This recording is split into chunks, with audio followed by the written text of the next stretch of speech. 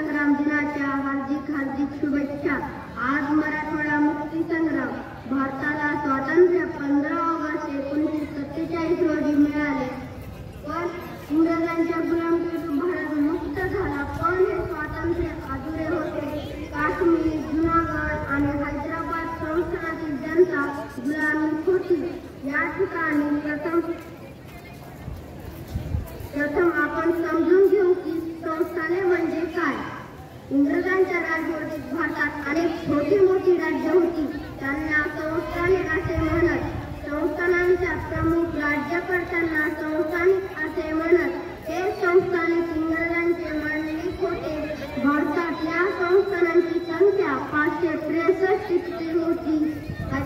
आपण पाहूया हैदराबाद संस्थानचा इतिहास। इसवी सन 1526 ते 1707 पर्यंत भारतात मुघल सत्ता प्रभावी होती। औरंगजेबाच्या निधनानंतर मुघल सत्ता दुर्बल झाल्याने त्यांचे अनेक सुभेदार प्रांताधिकारी स्वतंत्र होऊ लागले।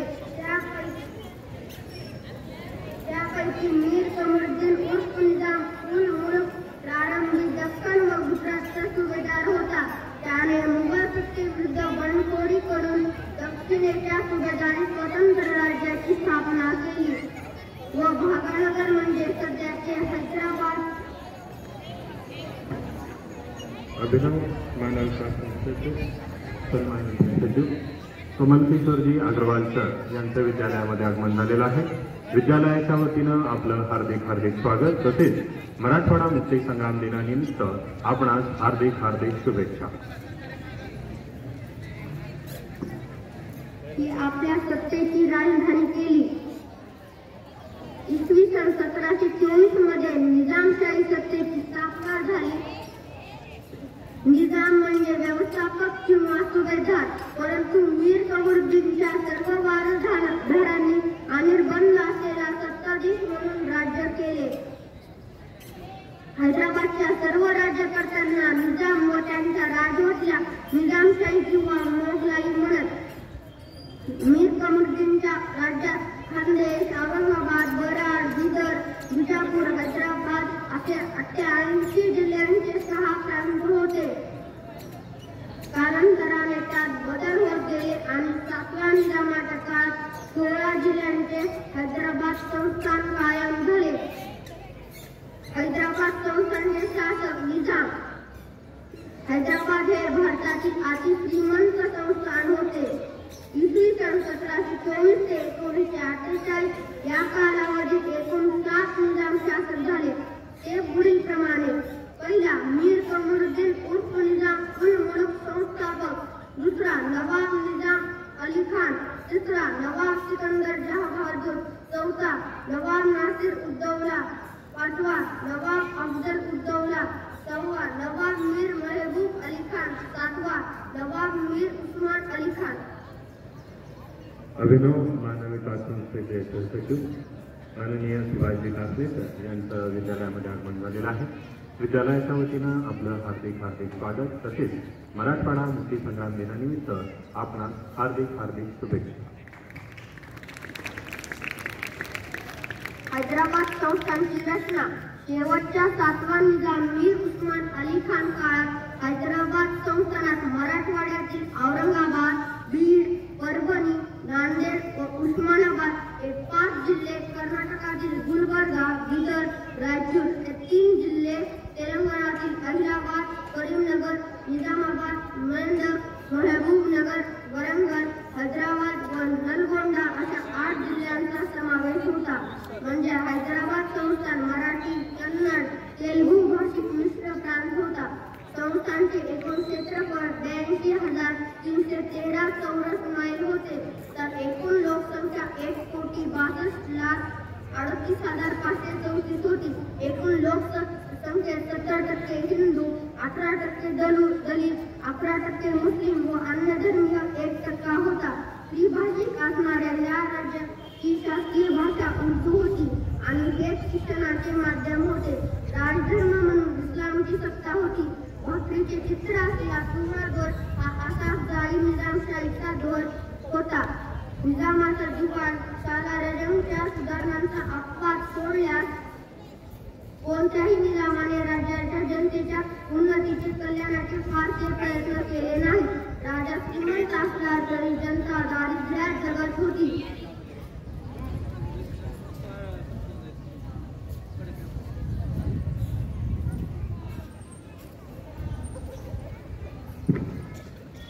नमस्कार. आपल्या सर्वांना मराठवाडा मुक्ती संग्राम दिनाच्या हार्दिक शुभेच्छा. आज मी आपल्यासमोर निजाम शासकांनी जनतेवर कशा प्रकारे दडपशाही केली ते सांगणार आहे. हैदराबाद संस्थानातील शिक्षणाचे माध्यम उर्दू असल्याने लोकांना मातृभाषेचा विकास करणे मुश्किल झाले. संस्थानातील तेलुगू, मराठी, कन्नड भाषेकडे दुर्लक्ष केले जाईल. या बलाढ्य संस्थानाचा शेवटचा निजाम मीर उस्मान अली खान आपल्या रियासतीकडे इस्लामी सत्ता म्हणून पाहिली. इंग्रज भारतातून निघून गेल्यानंतर आपले राज्य सार्वभौम इस्लामी राज्य होईल या दृष्टीने पावले उचलली. संस्थानातील बहुसंख्याक प्रजा हिंदू होती. सर्वसामान्य लोकांच्या आर्थिक, सामाजिक, धार्मिक, शैक्षणिक, राजकीय स्वातंत्र्याची गळचेपी करण्यात येत होती. बहादूर या जंगने स्थापन केलेल्या आणि कासिम रिजवीचे क्रूर नेतृत्व लाभलेल्या रझाकार संघटनेनं जाती आणि पाशवी अत्याचाराचा संस्थानात उच्छाद मांडला होता. अशा या परिस्थितीत अन्यायकारक निजामशाही राजवटीविरुद्ध स्वामी रामानंद तीर्थ, गोविंदभाई श्रॉफ, रविनारायण रेड्डी, देवीसिंग चौहान गुरुजी, भाऊसाहेब वेंकटपायल, विजेंद्र कागा, बाबासाहेब परांजपे यासारख्या तरुणांच्या नेतृत्वात हा लढा प्रखर लढा ठरला. याशिवाय या आंदोलनात आणखी काही प्रमुख व्यक्तींचा सहभाग होता. या लढ्यात श्री दिगंबरराव बिंदू, आखरू वाघमारे,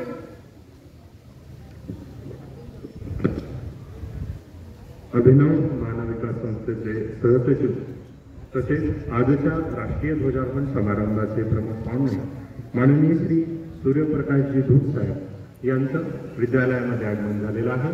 विद्यालयाच्या वतीनं आपलं हार्दिक हार्दिक स्वागत तसेच मराठवाडा मुक्ती संग्राम दिनानिमित्त आपणास हार्दिक हार्दिक शुभेच्छा. नारायणराव चौहान, अनंत भालेराव, पुरुषोत्तम चपळगावकर, रामलिंग स्वामी, श्यामराव बोधनकर, मुकुंदराव पेडगावकर, श्रीनिवास बोरीकर, राघवेंद्र दिवाण, फुलचंद गांधी, माणिकचंद्र पहाडे, चंद्रशेखर दादा बाजपाई, जीवनधर शहरकर गुरुजी. अभिनव मानव विकास संस्थेचे सन्माननीय अध्यक्ष माननीय डॉक्टर चेतनजी शारदा सर यांचं विद्यालयामध्ये आगमन झालेलं आहे.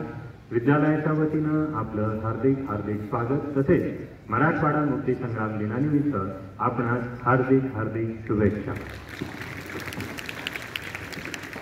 मुरगाप्पा खुंटे, जनार्दन होळकीकर गुरुजी, विनायक चारठाणकर, सूर्यभान पवार, देवरावजी कवळे, जीवनराव बोधनकर, हरिश्चंद्र जाधव, काशीनाथ कुलकर्णी यासारख्या हजारोंच्या रूपाने हा लढा मराठवाड्याच्या कानाकोपऱ्यात लढला गेला.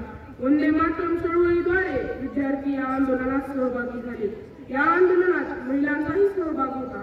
या आंदोलनात पुरुषांच्या बरोबरीने महिलाही सहभागी झाल्या.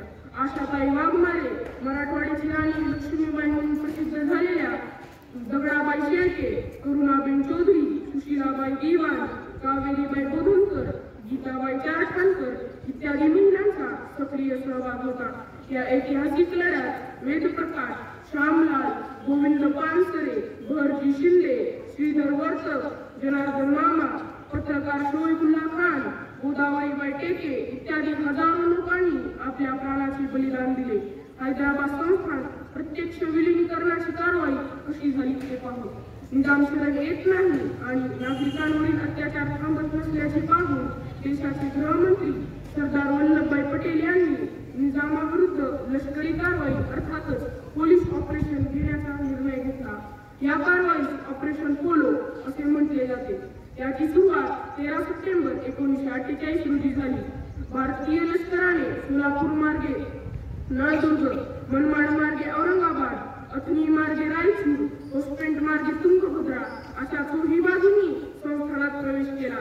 चोही बाजूंच्या हल्ल्यामुळे निजामाच्या सैन्यास माघार घ्यावी लागली हैदराबाद संस्थानच्या सैन्याचे नेतृत्व करणारा सेनाप्रमुख अल इद्रीस, नंतर खुद्द शेवटचा निजाम मीर उस्मान अली खानने भारतीय लष्कराचे नेतृत्व करणाऱ्या जनरल जेम्स चौधरी पुढे 17 सप्टेंबर 1948 रोजी शरणागती पत्करली. हैदराबाद मुक्ती संग्राम यशस्वी झाला. पुढे या निजामी राज्याचे विभाजन व विलीनीकरण भारतात करण्यात आले. स्वामी रामानंद तीर्थ, हैदराबाद स्टेट काँग्रेस आणि देशभक्त प्रजाजनांचे प्रयास, हाल अपेक्षा व हुतात्म्यांचे बलिदान सार्थकी लागले. सत्य व न्यायाचा विजय झाला.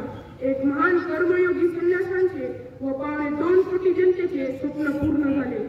या लढ्यात हैदराबाद स्टेट काँग्रेस, आर्य समाज, हिंदू महासभा, महाराष्ट्र, आंध्र, कर्नाटक परिषद, Hyderabad state schedule caste federation यांचे योगदान अनन्यसाधारण आहे.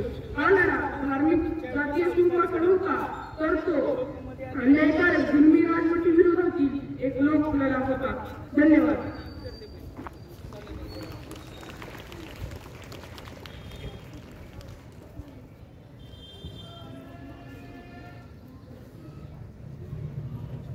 नमस्कार. सर्वप्रथम आपणा सर्वांना मराठवाडा मुक्ती संग्राम दिनाच्या हार्दिक हार्दिक शुभेच्छा. आज मराठवाडा मुक्ती संग्राम भारताला स्वातंत्र्य 15 वर्ष 1947 रोजी मिळाले. इंग्रजांच्या गुलामगिरीतून भारत मुक्त झाला, पण हे स्वातंत्र्य अधुरे होते. काश्मीर, जुनागड आणि हैदराबाद संस्थानाची जनता गुलामीत होती. या ठिकाणी प्रथम आपण समजून घेऊ की संस्थाने म्हणजे काय. इंग्रजांच्या राजवटीत भारतात अनेक छोटी मोठी राज्य होती. त्यांना संस्थाने असे म्हणत. संस्थानांच्या प्रमुख राज्यकर्त्यांना संस्थानिक असे म्हणत. हे संस्थानिक इंग्रजांचे मांडलिक होते. भारतात या संस्थानांची संख्या 563 इतकी होती. आपण पाहूया हैदराबाद संस्थानचा इतिहास. इसवी सन 1524 ते 1760 पर्यंत भारतात मुघल सत्ता प्रभावी होती. औरंगजेबाच्या निधनानंतर मुघल सत्ता दुर्बल झाल्याने त्यांचे अनेक सुभेदार, सेनापती व प्रांताधिकारी स्वतंत्र होऊ लागले. त्यापैकी मीर कमरुद्दीन उर्फ निजाम उल मुल्क प्रारंभी दख्खन व गुजरातचा सुभेदार होता. त्याने मुघल सत्तेविरुद्ध बंडखोरी करून दक्षिणेच्या सुभेदारीत स्वतंत्र राज्याची स्थापना केली व भागानगर म्हणजे सध्याची हैदराबाद ही आपल्या संस्थानांची सध्याची केली. इसवी सन 1724 मध्ये निजामशाही सत्तेची स्थापना झाली. निजाम म्हणजे व्यवस्थापक किंवा सुभेदार, परंतु मीर कमरुद्दीनच्या सर्व वारसदारांनी अनिर्बंध असलेला सत्ताधीश म्हणून राज्य केले. हैदराबादच्या सर्व राज्यकर्त्यांना निजाम व त्यांच्या राजवटीला निजामशाही किंवा मोगलाई म्हणत. मीर कमरुद्दीनच्या राज्यात खानदेश, औरंगाबाद, दराड, बिदर, विजापूर, हैदराबाद असे 80 जिल्ह्यांचे 6 प्रांत होते. कालांतराने त्यात बदल होत गेले आणि 7व्या निजामाच्या काळात 16 जिल्ह्यांचे हैदराबाद संस्थान कायम झाले. हैदराबाद संस्थानचे शासक निजाम. हैदराबाद हे भारतातील अतिश्रीमंत संस्थान होते. इसवी सन 1724 ते 1948 या कालावधीत एकूण 7 निजाम शासक झाले. ते पुढील प्रमाणे. पहिला मीर कमरुद्दीन उर्फ निजाम उल मुल्क संस्थापक. दुसरा नवाब निजाम अली खान. तिसरा नवाब सिकंदर जहां बहादूर. चौथा नवाब नासिर उद्दौला. पाचवा नवाब अफजल उद्दौला. सहावा नवाब मीर महबूब अली खान. सातवा नवाब मीर उस्मान अली खान. हैदराबाद संस्थानची रचना. शेवटच्या 7वा निजाम मीर उस्मान अली खान काळात हैदराबाद संस्थानात मराठवाड्यातील औरंगाबाद, बीड, परभणी, नांदेड. अभिनव मानव विकास संस्थेचे सन्माननीय सदस्य रमेशजी जाजू सर यांचं विद्यालयामध्ये आगमन झालेलं आहे. विद्यालयाच्या वतीनं आपलं हार्दिक हार्दिक स्वागत. तसेच मराठवाडा मुक्ती संग्राम दिनानिमित्त आपणास हार्दिक हार्दिक शुभेच्छा. उस्मानाबाद हे 5 जिल्हे, कर्नाटकातील गुलबर्गा, बिदर, रायचूर हे 3 जिल्हे, तेलंगणातील अलिबाग, करीमनगर, निजामाबाद, मेंढक, महबूबनगर, वरंगल, हैदराबाद व नलगोंडा अशा 8 जिल्ह्यांचा समावेश होता. म्हणजे हैदराबाद संस्थान मराठी, कन्नड, तेलुगू भाषिक मिश्र प्रांत होता. अभिनव मानव विकास संस्थेचे सन्माननीय मार्गदर्शक तथा श्रीकिशन सोमानी विद्यालयाच्या शालेय समितीचे अध्यक्ष माननीय अतुलजी देवगावकर सर यांचं विद्यालयामध्ये आगमन झालेलं आहे. विद्यालयाच्या वतीनं आपलं हार्दिक हार्दिक स्वागत तसेच हैदराबाद मुक्ती संग्राम दिनानिमित्त आपणास हार्दिक हार्दिक शुभेच्छा.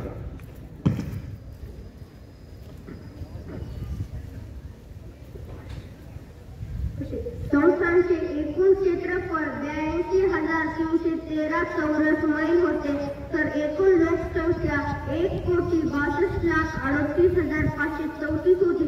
एकूण लोकसंख्येत 70% हिंदू, 18% दलित, 11% मुस्लिम व अन्य धर्मीय 1% होता. द्विभाषिक असणाऱ्या या राज्याची शासकीय भाषा उर्दू होती आणि हे शिक्षणाचे माध्यम होते. राजधर्म म्हणून इस्लामची सत्ता होती. भाकरीचे चित्र असलेला पिवळा डोस हा असाफजाही निजामशाहीचा होता. निजामाचा दिवाळ सालारजंगच्या सुधारणांचा अपवाद सोडल्यास कोणत्याही निजामाने राज्याच्या जनतेच्या उन्नतीचे कल्याणाचे फारसे प्रयत्न केले नाही. राजा श्रीमंत असला तरी जनता दारिद्र्यात जगत होती.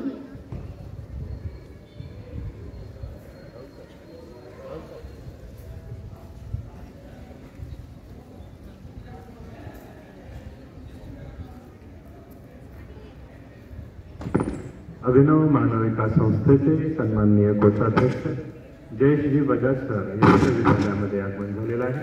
विद्यालयाच्या वतीनं आपलं हार्दिक हार्दिक स्वागत तसेच हैदराबाद मुक्ती संग्राम दिनानिमित्त आपणास हार्दिक हार्दिक शुभेच्छा.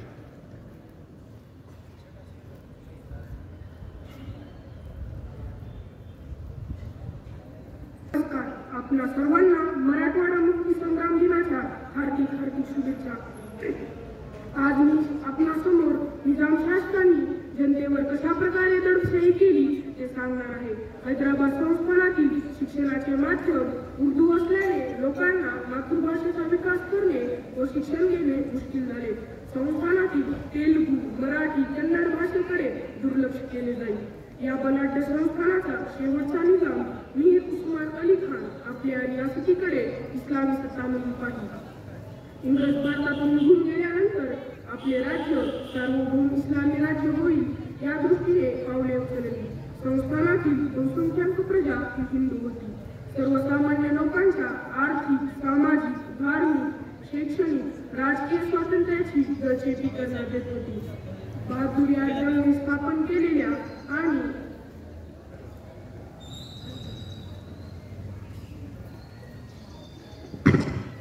अभिनव मानव विकास संस्था द्वारा संचालित श्रीकिशन सोमानी विद्यालय लातूर 17 सप्टेंबर हैदराबाद संस्थान मुक्ती दिनानिमित्त राष्ट्रीय ध्वजारोहण समारंभाचे विद्यालयात प्रमुख पाहुणे म्हणून माननीय श्री सूर्यप्रकाशजी दूत सर, सहसचिव अभिनव मानव विकास संस्था लातूर यांच्या प्रमुख उपस्थितीत आयोजित करण्यात आले. हैदराबाद संस्थान मुक्ती दिनानिमित्त राष्ट्रीय ध्वजारोहण समारंभात उपस्थित सर्व मान्यवर, संस्था पदाधिकारी, शिक्षक, विद्यार्थी, पालक यांचे विद्यालयाच्या वतीने हार्दिक स्वागत व हैदराबाद संस्थान मुक्ती दिनानिमित्त हार्दिक हार्दिक शुभेच्छा. 15 ऑगस्ट 1947 रोजी भारतभर स्वातंत्र्याचे नवे पर्व सुरू झाले, परंतु हैदराबाद संस्थान भारतात विलीन झाले नव्हते. हैदराबाद संस्थानातील मराठवाडा पारतंत्र्यात होता. हैदराबाद हे भारतातील एक मोठे संस्थान. निजामाने भारतात सामील होण्यास नकार दिला. अभिनव मानव विकास संस्थेचे सन्माननीय सदस्य रामप्रसादजी राठी साहेब यांचं विद्यालयामध्ये आगमन झालेलं आहे. विद्यालयाच्या वतीनं आपलं हार्दिक हार्दिक स्वागत तसेच हैदराबाद मुक्ती संग्राम दिनानिमित्त आपणास हार्दिक हार्दिक शुभेच्छा. तेलुगू, मराठी, कन्नड भाषिक लोक या संस्थानात होते. निजामाच्या सरस्वती प्रतिमेचे पूजन आजचे प्रमुख पाहुणे मान्य श्री सूर्यप्रकाशजी दूत सर यांच्या हस्ते होत आहे. या देवी सर्वभूतेषु विद्यारूपेण संस्थिता नमस्तस्ते नमस्तस्ते नमस्तस्ते नमो नमः. प्रमुख पाहुणे व सर्व मान्यवर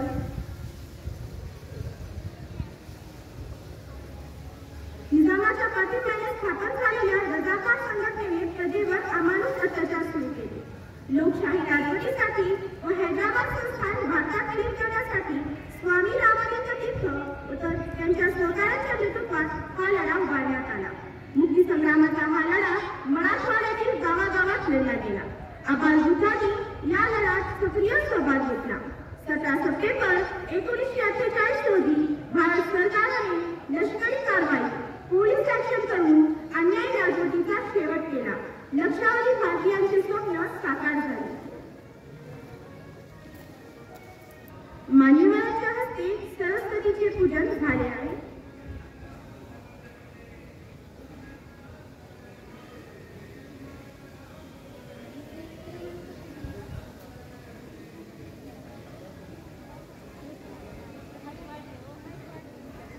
संस्था पदाधिकारी यांचे ध्वजस्तंभाकडे आगमन होत आहे. त्यांचे पुनश्च एकदा हार्दिक स्वागत.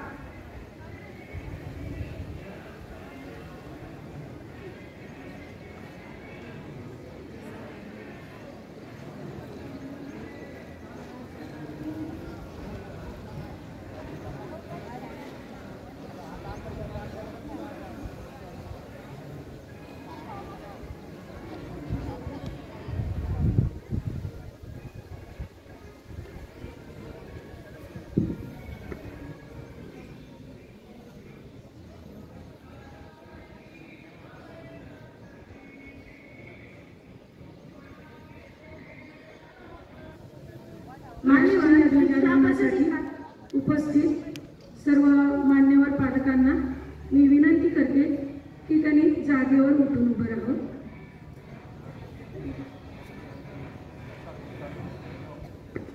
प्रमुख पाहुणे व सर्व मान्यवर संस्था पदाधिकारी यांचे ध्वजस्तंभाकडे आगमन होत आहे. त्यांचे पुनश्च एकदा हार्दिक स्वागत. आजच्या राष्ट्रीय ध्वजारोहण समारंभाचे प्रमुख पाहुणे मान्य श्री सूर्यप्रकाशजी दूत सर यांचे बुके देऊन स्वागत करण्याची विनंती अभिनव मानव विकास संस्थेचे अध्यक्ष डॉक्टर चेतन सारदा सर यांना करते.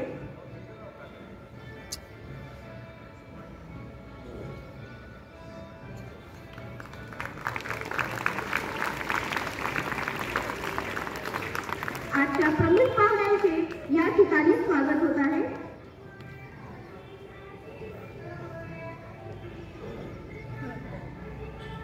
आजच्या कार्यक्रमाचे प्रमुख पाहुणे मान्य श्री सूर्यप्रकाशजी दूत सर यांना स्वामी रामानंद तीर्थ यांच्या प्रतिमेचे पूजन करण्याची विनंती करते.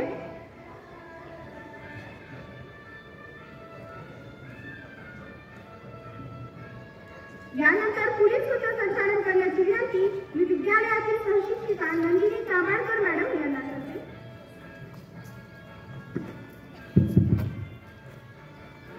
परेड, सावधान, विश्राम, सावधान.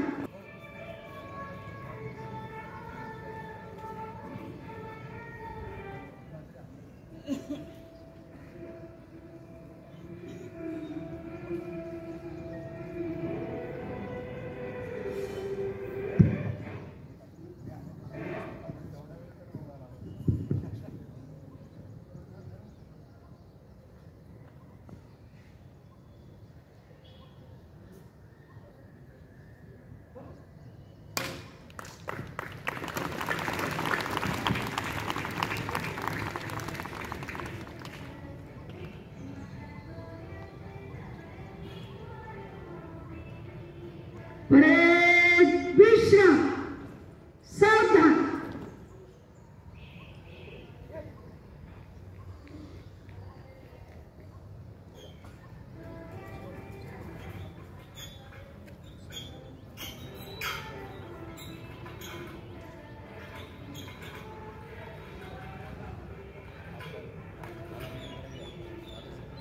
एक साथ राष्ट्रध्वज को सलामी दोगे, सलामी दो.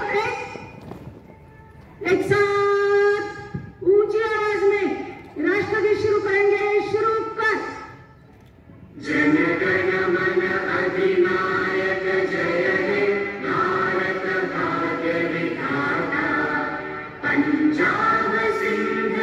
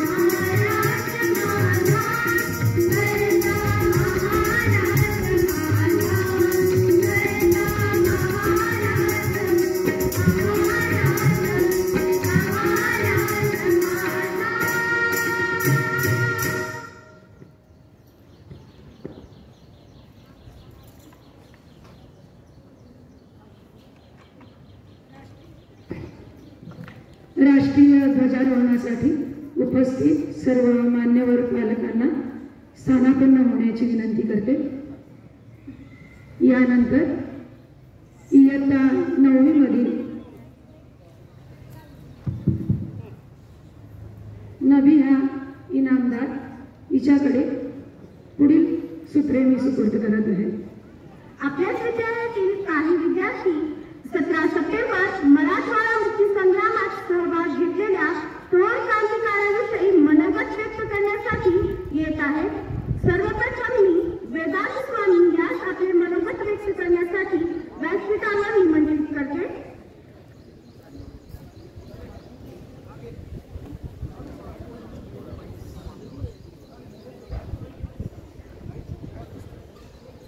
नमस्कार आदरणीय व्यासपीठ आणि माझ्या बंधू भगिनींनो, आज मी आपल्याला हैदराबाद मुक्ती संग्रामातील स्वातंत्र्य सैनिक श्री मुरगप्पा खुमसे यांच्या कार्याबद्दल माहिती सांगणार आहे. हैदराबाद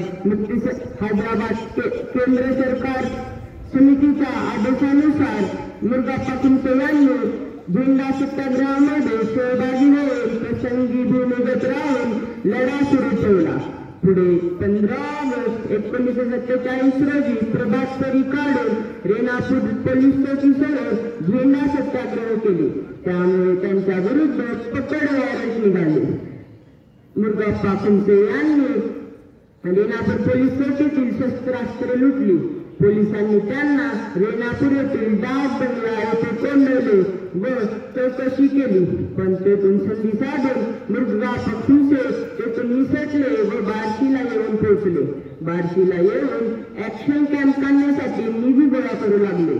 पुढे त्यांनी 11 मे 1948 रोजी बर्दापूर पोलीस ठाणे बॉम्बने उडवून देऊन मोठे नुकसान केले व तेथेच थांबले नाही तर रेणापूर पानगाव येथील रेल्वे पत्रीची नासधूस केली व आपल्या गावातील तरुणांना निजाम व रजाकारांच्या अन्याय अत्याचाराविरुद्ध बंड पेटवून उभे राहण्यासाठी आघाडी उघडली.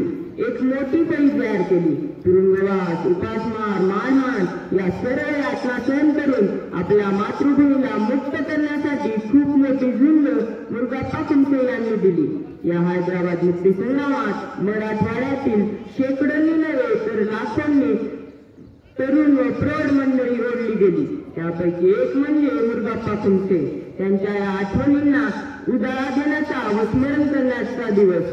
संयोजकांनी मला या ठिकाणी बोलण्याची संधी दिली त्याबद्दल आभार. जय हिंद, जय भारत. धन्यवाद वेदांत. त्यानंतर श्रद्धा बांबोळे यास विनंती करते की तिने आपले मनोगत व्यक्त करावे.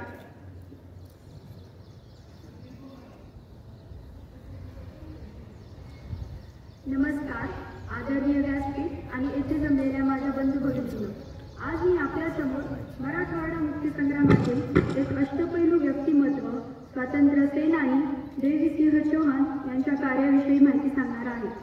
मराठवाडा मुक्ती संग्रामात स्वामी रामानंद तीर्थांसारख्या प्रज्ञावंतांसोबत देवीसिंह चौहान गुरुजींनी शिक्षणातून संस्कार, संस्कारातून संघटन आणि संघटनेतून राष्ट्रप्रेम ही त्रिसूत्री वापरून मुक्ती संग्रामाला बळकटी आणण्याचे कार्य केले.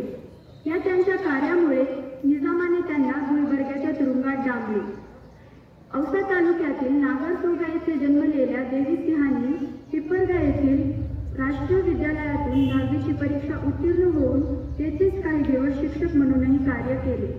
1947ला देवी सिंहांनी निजामाने बंदी घातलेली असतानाही अपसिंगा येथे भारताचा स्वातंत्र्य ध्वज फडकवला. मराठवाडा या साप्ताहिकाचे उपसंपादक म्हणून कार्य पाहत असताना देवी सिंहांनी निजामाच्या अन्यायाविरोधात परखड मत मांडले. अखेरीस मराठवाडा मुक्त झाला. मराठवाडा निजामाच्या जुलमी जोखडातून मुक्त झाल्यानंतरही गुरुजींनी अनेक महत्त्वपूर्ण कामे केली. स्वतंत्र हैदराबाद राज्याच्या पहिल्या मंत्रिमंडळात सहकार मंत्री म्हणून त्यांनी कार्य केले. द्विभाषिक मुंबई राज्याचे शिक्षण उपमंत्री म्हणूनही त्यांनी कार्य केले.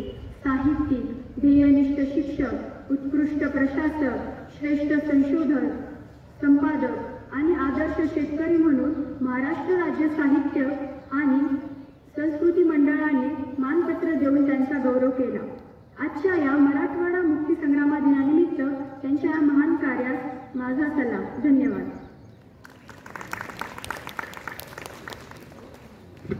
धन्यवाद श्रद्धा. हैदराबाद मुक्ती संग्राम दिनानिमित्त शुभेच्छा देण्याची विनंती मी अभिनव मानव विकास संस्थेचे सचिव कमल किशोरजी अग्रवाल सर यांना करते.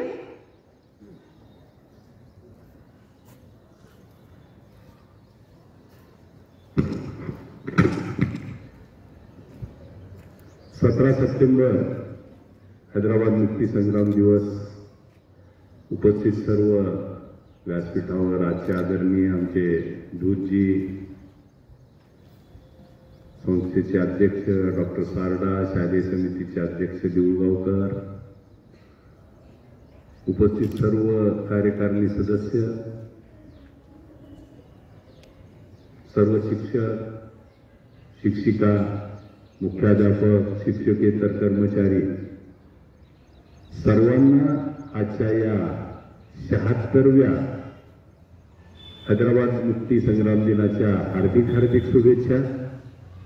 आता खूपच चांगली माहिती देण्याचं मुळे आणि त्या विद्यार्थ्यांनी आपल्यासमोर आजच्या दिवसाचं महत्त्व सांगितलं.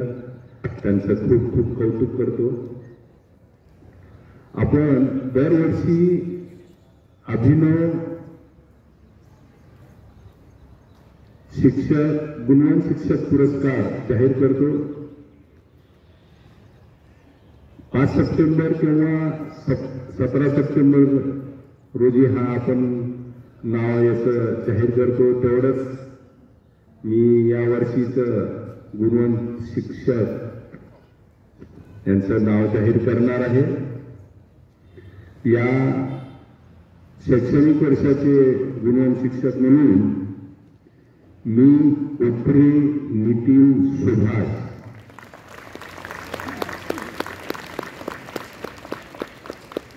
खूप खूप अभिनंदन सर तुमचं.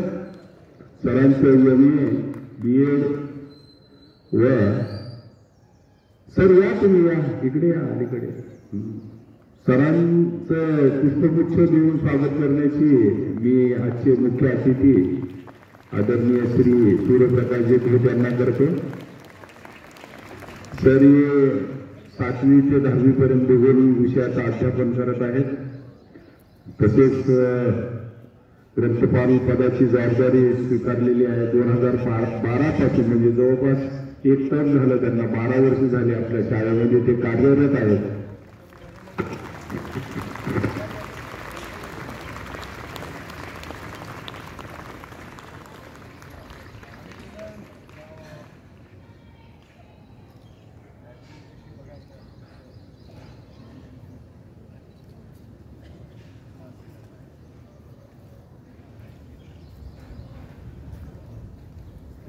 अतिशय आपली जे लायब्ररी खूपच सुंदर अशा तऱ्हेने त्यांनी मेंटेन केलेली आहे. सर्व विद्यार्थ्यांना वारंवार ते पुस्तकं वाचण्यासाठी सुद्धा प्रोत्साहित करत असतात. अतिशय मनमिळावू, सुस्वभावी, अध्यात्मापूर्वक ग्रंथालयाची जबाबदारी व्यवस्थित पार पाडलेली आहे यांनी. सर्व कोणती जबाबदारी असेल तरी सरांना दिलेली जबाबदारी ते निश्चितपणे योग्य तऱ्हेने पार पाडतात. खूप खूप अभिनंदन सर्वांना. परत एकदा सरांच्या टाळ्याच्या गजरामध्ये आपण स्वागत करूया. हार्दिक हार्दिक अभिनंदन सर. आम्हाला तुमच्यावर खूप खूप स्वाभिमान आहे की तुम्ही आपली जबाबदारी योग्य तऱ्हेने पार पाडत आहात. धन्यवाद. जय हिंद, जय भारत.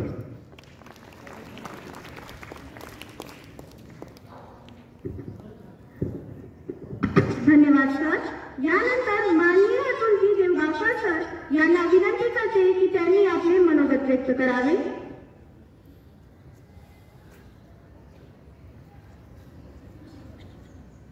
व्यासपीठावरील मान्यवर आणि शाळेतले विद्यार्थी आणि शिक्षक बंधू भगिनींना मी फक्त आजचे जे प्रमुख अतिथी आहेत सूर्यप्रकाशजी धूत, आपल्याला फक्त माहिती असतं की आपल्या शाळेचे ते सहसचिव आहेत, पण कित्येक वेळेला आपल्या जवळच्या व्यक्तीची सुद्धा आपल्याला पूर्ण माहिती नसते, म्हणून ती थोडक्यात सांगण्यासाठी मी आलो. तर मुलांना मला तुम्ही सांगा की वर्तमानपत्र तुम्ही पाहिले का? पाहिले. वाचलं असण्याची शक्यता कमी आहे, पण कोणीके काळी जेव्हा टीव्ही नव्हता, फक्त रेडिओ आणि वर्तमानपत्र हे आपल्या राज्यात, देशात, जगात संपर्क करण्याचं साधन होतं. वर्तमानपत्र वाचून. आणि मुंबईची वर्तमानपत्र असायची, औरंगाबादच्या वर्तमानपत्राचं ज्याचं नाव ऐकलं तुम्ही मराठवाडा. लातूरला स्वतःचं वर्तमानपत्र असं नव्हतं. लातूरचं पहिलं वर्तमानपत्र सिद्धेश्वर समाचार हे सूर्यप्रकाशजी धूत यांनी चालू केलेलं आहे. आता त्यामुळे काय झालं? त्यामुळे असं झालं की लातूर परिसरातील कवी, लेखक या सगळ्यांचा गोतावळा सिद्धेश्वर समाचारमध्ये जमायचा. सिद्धेश्वर समाचारचा दिवाळी उत्कृष्ट असायचा. इतकंच नाही, निवडणुकीवर बारकाईने लक्ष असायचं. म्हणजे अतिशय तटस्थपणे नगराध्यक्षावरही टीका करणे, जिथं काही बरोबर चाललंय त्याची तारीफ करणे, लोकांच्या समस्या त्यात मांडणे, हे काम कोणे एकेकाळी पत्रकार अतिशय निर्भीडपणे करत होते. आता सगळे बाहेर रस्ते, कोणी काही बोलत नाहीये. पण ही जी बोलायची पद्धत पाडली आणि लातूरमध्ये अनेकांना लिहितं केलं. आत्ताचे जे अनेक पत्रकार आहेत लातूरमधले, ते सगळे सिद्धेश्वर समाचारमधनं शिक्षण घेऊन गेलेले आहेत, कारण त्यावेळेला इथं महाविद्यालय असं काही नव्हतं. तर लातूरच्या एकंदरीत व्यक्तिमत्वात जडणघडणीत जो मोठा वाटा उचललेला आहे, मग बाबासाहेब परंजपे असतील, देवीसिंग गुरुजी, जीवनकर गुरुजी, त्या सगळ्यांना घेऊन एक उत्तम वर्तमानपत्र आजपर्यंत ते सातत्यानं चालवत आलेले आहेत. असं एक लातूरचं सार्वजनिक जीवनातील एक मोठं व्यक्तिमत्व सूर्यप्रकाशजी धूत आज आपल्याला हैदराबाद मुक्ती दिनानिमित्त प्रमुख पाहुणे म्हणून लावलेले आहेत. मी त्यांचं इथं स्वागत करतो आणि त्यांना आता विनंती करतो की त्यांनी आम्हाला मार्गदर्शन करावं. धन्यवाद.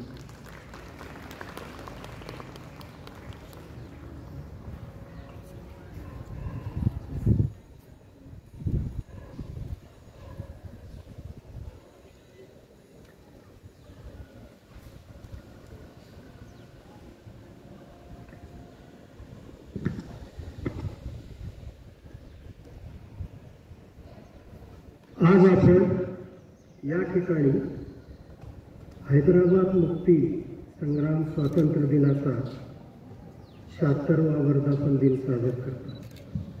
या वर्धापन दिनानिमित्त आपण सर्व या शाळेचे विद्यार्थी, शिक्षक, पालक आणि माझे सर्व सहकारी या सर्वांचं मी हार्दिक अभिनंदन करतो आणि त्यांना शुभेच्छा देतो. हैदराबाद मुक्ती संग्राम हे समजून घेण्यासाठी किंवा त्याच्यात ज्यांनी कार्य केलेलं आहे अशा काही स्वातंत्र्य सैनिकांपैकी एक दोघांचं माझ्या पूर्वीच्या वक्त्याने वर्णन केलेलं आहे. तर या ठिकाणी हे माहिती देण्यासाठी मला आज जे निमंत्रित करण्यात आलेली आहे ते माझे ज्येष्ठ सहकारी या संस्थेचे अध्यक्ष डॉक्टर चेतन सारडा, संस्थेचे सचिव श्री कमल किशोर अग्रवाल, शालेय समितीचे अध्यक्ष श्री अतुल देऊळगावकर, संस्थेचे कोषाध्यक्ष जयेश बजाज, रामप्रसादजी राठी, डॉक्टर रमेशजी राजू, आणखी माझे सहकारी सहसचिव, शाळेचे मुख्याध्यापक, शिक्षक बंधू, हैदराबाद मुक्तीसंग्रामच्या लढ्यामध्ये जे काही उठाव झालेले आहेत तो लढा 1937-38 ते 1948 या 10 वर्षाचा काळातला आहे. त्याच्या अगोदरचा जर विचार केला तर आपण एक 10 वर्ष अगोदर जाऊ. पण हा लढा हा कमीत कमी जवळपास 100 वर्षापूर्वीपासून या भागात होता. आपण जर 1811 ते 1857 भारतीय स्वातंत्र्य संग्रामचं पहिलं लढा याचा जर विचार केला तर या काळामध्ये मराठवाड्यात सुद्धा अनेक ठिकाणी काही आंदोलनं झालेली आहेत आणि त्या काळामध्ये ते आंदोलन झाली आणि त्यावेळेस त्यांनी जमाने त्यांचा विमोडी केलेला आहे. पण ते आंदोलन इतिहासामध्ये नोंद घेण्यासारखी झालेली आहे. त्याच्यामध्ये विशेषतः नांदेड जिल्ह्यातील हटकर लोकांचा आंदोलन असेल किंवा उठाव असेल, औरंगाबादमध्ये झालेले सैनिकातली बेदिली असेल, अंबेजोगाईमध्ये सैनिकात झालेली बेदिली असेल, असे काही उठाव आहेत. एकीकडे हे उठाव झालेले असताना भारतीय स्वातंत्र्य संग्रामासाठी ज्या काही घडामोडी होत होत्या त्या घडामोडीचे सुद्धा प्रभाव आपल्या मराठवाड्यामध्ये पडत होता. त्याचे लोण मराठवाड्यामध्ये येत होते आणि त्या माध्यमातून विद्यार्थ्यांनी त्या ठिकाणी असलेल्या जे काही कार्यकर्ते म्हणून काम करत होते त्या जनतेने मंडळींनी त्या ठिकाणी उठाव करण्याचा प्रयत्न केलेला आहे.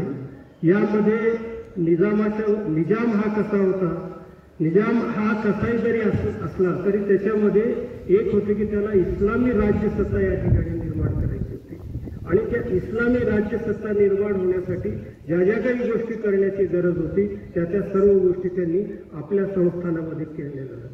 संस्थान तरी हा किती होता, आपला हा संस्थान मराठवाड्यातील तत्कालीन 5 जिल्हे, कर्नाटकमधील 3 जिल्हे आणि आंध्रमधील म्हणजे आत्ताचा तेलंगणा त्यातील 8 जिल्ह्याचे 16 जिल्ह्याचा हा प्रदेश होता. आणि या प्रदेशामध्ये त्यांनी आपल्याला इस्लामी राजवट या ठिकाणी निर्माण करण्यासाठी त्यांनी परदेशाशी सुद्धा संपर्क साधलेला होता. एवढंच नव्हे तर मुस्लिम राष्ट्र यांचा सर्वोच्च स्थान असलेले खलिफा यांच्या 2 मुली आपल्या सुना म्हणून सुद्धा त्यांनी तयार केलेले होते आणि युनोमध्ये सुद्धा आपल्याला आपली बाजू मांडता यावी या दिशेने सर्व प्रयत्न चालू होते. भारताला ज्यावेळेस 1947 साली स्वातंत्र्य मिळालं त्या स्वातंत्र्यपूर्व काळापासून जे भारतामध्ये 567 संस्थानं होते ते विलीन व्हावेत म्हणून जे प्रयत्न चालू होते त्याच्यामध्ये हे 3 संस्थान सोडून बाकीचे सर्व विलीन झालेले आहेत. जुनागड, हैदराबाद आणि जम्मू काश्मीर. तर हैदराबाद त्याच्यामध्ये सुद्धा जुनागडचा हा पळून गेला नवाब. हैदराबाद सोडल्यानंतर जम्मू काश्मीर सुद्धा विलीन झालं. हैदराबाद हा काही विलीन होऊ शकला नाही आणि त्यांनी स्वतंत्र राज्याच्या दिशेने ज्या काही वाटाघाटी होते त्यांना साथ दिली नाही. एकीकडे त्याची जुलूम वाढत होते, राजकीय, शैक्षणिक, सामाजिक अधिकारावर त्यांचे निर्बंध होत येत होते आणि त्याच्या माध्यमातून लोकांचा हा उठाव होता. हा उठाव वाढत गेला आणि या उठावामध्ये अनेकांनी सत्याग्रह केले, वेगवेगळे आंदोलनं केली आणि त्याच्यामध्ये प्रामुख्याने आर्य समाज, महाराष्ट्र परिषद, वंदे मातरम विद्यार्थ्यांची चळवळ, शेतकऱ्यांचे आंदोलन, झेंडा सत्याग्रह या अनेक गोष्टीच्या माध्यमातून या ठिकाणी सत्याग्रह झालेले आणि त्या सगळ्या सत्याग्रह आणि उठावाचा एकीकडे प्रमाण निजामाची ज्यादती वाढत होती तर दुसरीकडे हे आंदोलन सुद्धा मोठ्या प्रमाणात होत असताना शेवटी भारत सरकारला या ठिकाणी विनंती केली.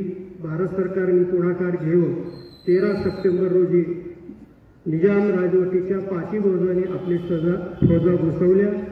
थोडा बहुत निजाम सैन्याने प्रतिकार केला आणि त्याचा परिणाम म्हणून त्यांना पुढे काही करता आला नाही आणि 106 तासामध्ये आपला हैदराबाद हा स्वतंत्र झाला आणि आपण त्या ठिकाणी 17 सप्टेंबर हा दिवस आज हैदराबाद मुक्तीसंग्राम म्हणून साजरा करत आहोत. त्या काळामध्ये जे काही प्रश्न होते, विशेषतः प्रश्न हा शिक्षणाचा होता, आरोग्याचा होता, गरिबीचा होता, बेकारीचा होता, शासकीय नोकऱ्यांचा होता. जे काही प्रश्न होते ते त्याच्यातले आज आपण स्वतंत्र झाल्यानंतर काही प्रश्न मिटले आहेत, पण मिटले तरी काही प्रश्न नवीन झालेले आहेत. त्याच्यामध्ये आज शिक्षणाचाही प्रश्न आहे, बेकारीचा आहे, आरोग्याचा आहे, सामाजिक सौहार्दाचा प्रश्न आहे. हे प्रश्न आपल्या पुढे आहेत आणि हे प्रश्न सोडवण्यासाठी तत्कालीन काळामध्ये आपण कुठल्याही गोष्टीचा विचार केला तो शिक्षकांचा सहभाग फार मोठा राहिलेला आहे. या आंदोलनाचे नेतृत्व करणारे हे स्वातंत्र्य सैनिक होते, त्याच्यामध्ये किंवा सेनानी होते बाबासाहेब परांजप, देवीसिंगजी चव्हाण, गोविंदभाई श्राफ. ह्या सर्व शिक्षक होते आणि त्यांनी याचं नेतृत्व केलं. आणि 1938 महाराष्ट्र परिषदेची जे लातूरला अधिवेशन झालं होतं त्या अधिवेशनामध्ये स्वामीजींना याचं नेतृत्व करण्याचा एक मुख्य ठराव झाला होता आणि त्याप्रमाणे स्वामीजी हैदराबादला जाऊन या राजकीय महाराष्ट्र स्टेट काँग्रेसची स्थापना केली. पण लवकरच तिच्यावर बंदी आली, पण त्याच्या माध्यमातून हे काम झालेलं आहे. अनेकांनी या लढ्यामध्ये हुतात्मा पत्करलेले, अनेकांना कारावास झालेला आहे आणि या सर्वांच्या एकत्रित प्रयत्नातून आज आपल्याला मुक्ती मिळालेली आहे. या लढ्यामध्ये विद्यार्थ्यांचं सुद्धा खूप मोठं योगदान झालेलं आहे.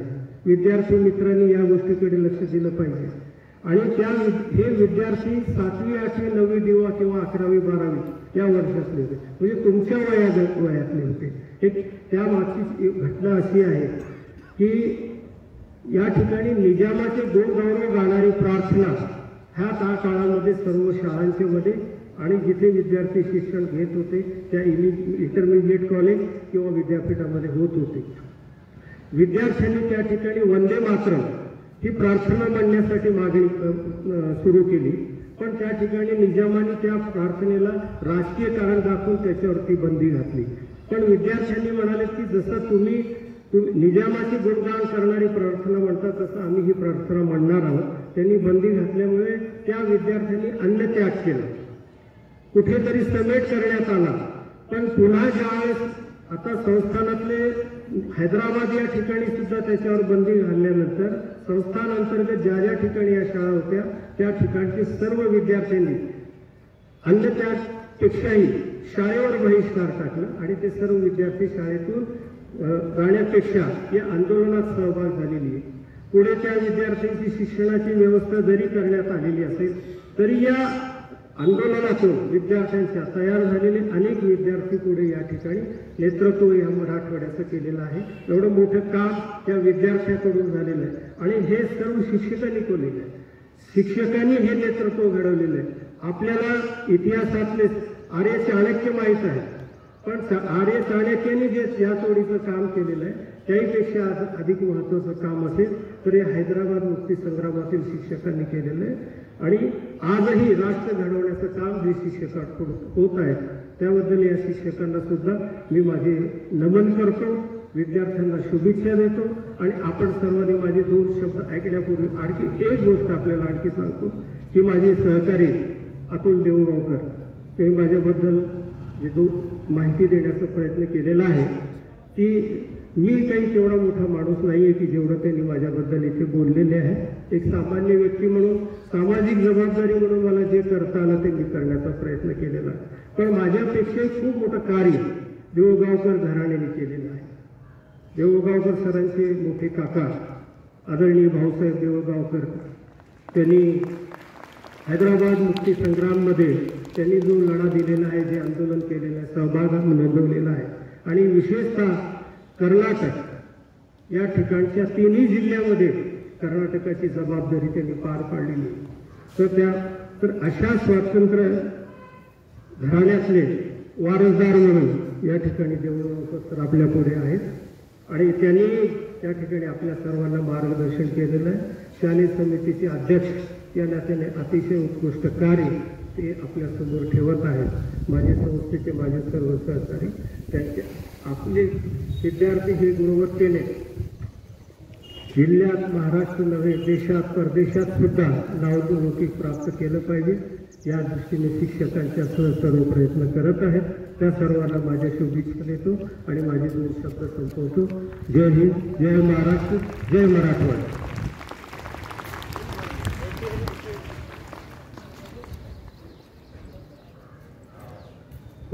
धन्यवाद सर. हैदराबाद संस्थान मुक्ती दिनानिमित्त विद्यालयात आयोजित राष्ट्रीय ध्वजारोहण समारंभात प्रमुख पाहुणे म्हणून उपस्थित माननीय श्री सूर्यप्रकाशजी दूत सर, सहसचिव अभिनव मानव विकास संस्था लातूर यांचे आम्ही ऋणी आहोत. या कार्यक्रमात उपस्थित मान्यवर संस्था पदाधिकारी, विद्यालयाचे मुख्याध्यापक माननीय श्री रमाकांत स्वामी सर, पर्यवेक्षक Kulkarni sir, Panchal sir, Jadhav madam, अभिनव झुंबंत शिक्षक सन्मान पुरस्काराचे मानकरी विद्यार्थी प्रिय शिक्षक नितीनजी उपरे सर, सर्व शिक्षक, शिक्षिका, शिक्षकेतर कर्मचारी, कार्यक्रमात सहभागी विद्यार्थी यांचे आभार